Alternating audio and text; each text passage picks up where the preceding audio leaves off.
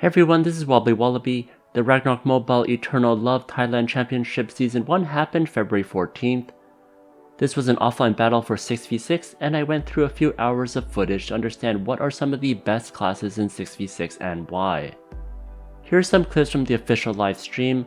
I'll put a link in the description so you can watch the 8-hour stream and see all the exciting matches. I'd followed other top 6v6 tournaments in the past from C, and I saw quite a bit more variety in classes. I was surprised that every team picked the exact same composition in this tournament. This reminded me of Constellation Tower for PvE, where the optimized team for level 5 also has a set team.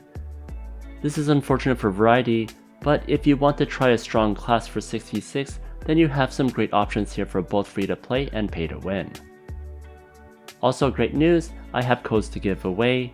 I have 10 C, 10 global, and 10 EU codes. In the comment section, say what class do you use for PvP and why.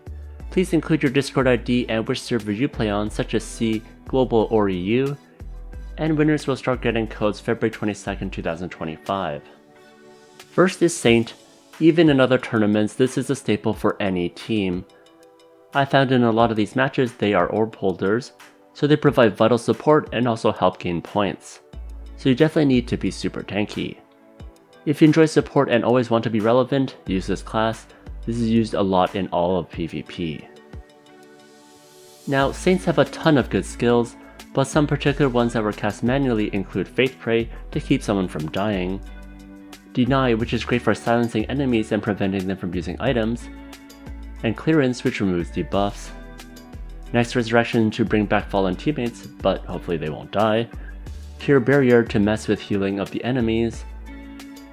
Next, Kyrie Ellison to tank physical damage for an ally. Next, Light Shield for immunity to ranged attack, Celestial Heal for healing, and Epiclesis for increasing survivability with max HP and damage reduction, and also for its HP and SP recovery. Next is Ellinia. I see Ellinia a ton in GVG and her kill counts are usually at the top. I was surprised at how well she did in 6v6 as well. For example, in Jolly Bears vs Ace, Meowcoke had 28 kills, so if you enjoy being support but also being DPS, then she's a nice class to use. Some notable skills include Meow Possession. In all the matches I've watched, you always mount the Jormungandr to keep him alive and also inherit some of his attributes of whoever you mount. Next is Rainbow Guard. You can provide a shield to yourself and your possessed ally to make them super tanky. Next is Shackle Breaking, which is great for removing control effects and debuffs. Next is Element Roulette. You can convert your damage. I've seen people convert to Holy so they can do extra damage against poison, and poison is often what element players are due to using the Agrippy card. Next is Mercury Concerto, which is her damage dealing skill. She'll inherit 50% of the attributes and stats of the possessed ally at hero level 7, so if you possess a whale, you'll be a beast. Next is Dolan Trick, which disrupts enemies by turning them into a broccoli and making them unable to use skills, which is super annoying. Next is Jormungandr. He's extremely dominant in 6v6 and even in GVG.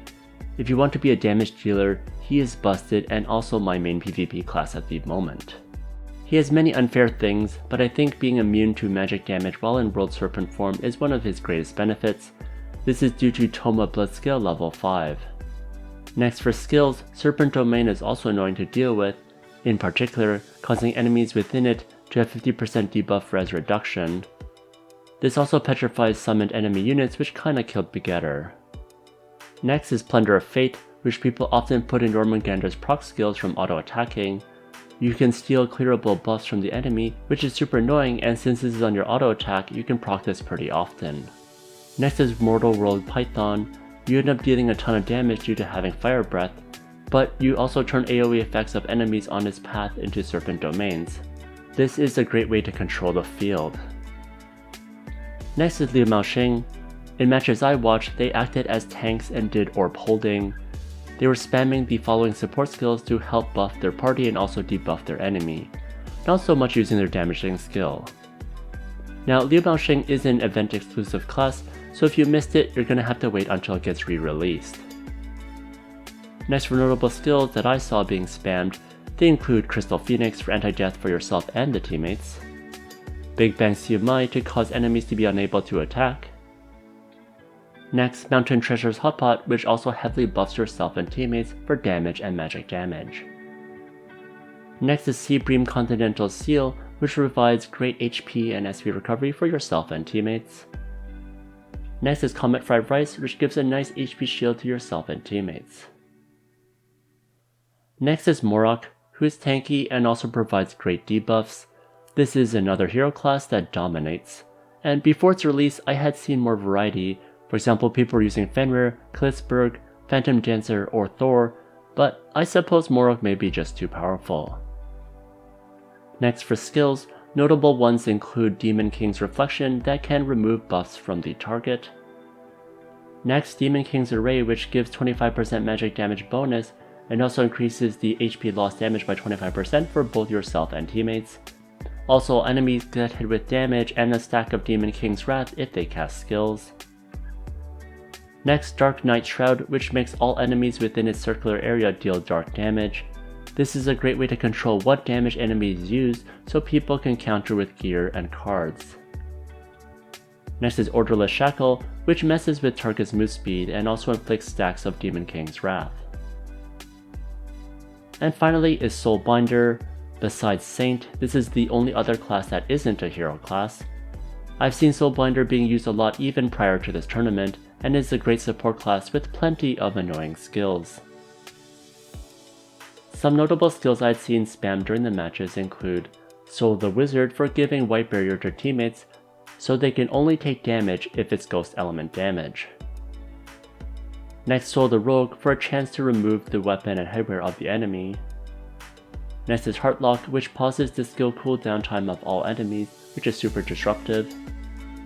Next is Soul of the Summoner, which gives the Catman Powder effect to slow movement speed and reduce attack and magic attack. Next is Soul Judgment, which lets you take down tanks. You hit the soul so they get hit with some of the damage instead, so you're able to bypass some of the annoying buffs that they might have. Well, that's all. If you're wondering which 66 class to use, there are 6 here that are quite amazing, and it's a good mix of both support and DPS. Luckily, only Liu Mao Xing is event only, and the other ones you can get anytime. So putting all these classes together, you'll definitely have a very strong team that is tournament worthy. If you enjoyed this video, please like, comment, and subscribe.